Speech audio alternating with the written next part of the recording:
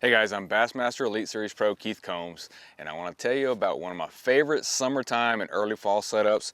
That's throwing a Strike King Sexy Dog, and you can see this one right here. This is one I've been throwing for a couple years. It's well used. This is one of my favorite smallmouth colors. I throw this bait for smallmouth and largemouth, and you'd be surprised at some of the situations I use it in. In Texas, a lot of times it gets really hot in the summer, and we get a big class of fish that move extremely shallow, and you can catch those fish in the middle of the day on the Sexy Dog. And when we're in the north, a lot of times those fish will move up on big flats, and it's just all about covering water. The Texas fish and some of the southern fish, those fish are relating to bluegill. That's why we're getting really shallow and throwing that Sexy Dog.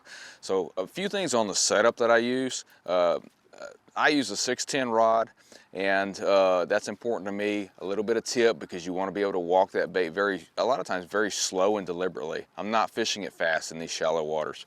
But also the line is so critical with this. I use braided line because I can cast a long ways. This is 40-pound Seaguar Smackdown. It's so castable. That's important because you want to be able to air it out. And one of the things that I've learned over the years is to use a leader. So if you can see right here, I have a very short leader. That's 25-pound Seaguar Braze X with a double uni knot. That's important. A lot of times, we had a tournament at Champlain last year. Those smallmouth are coming up and smoking this thing again and again and again, and they'll foul it up if you go straight braid.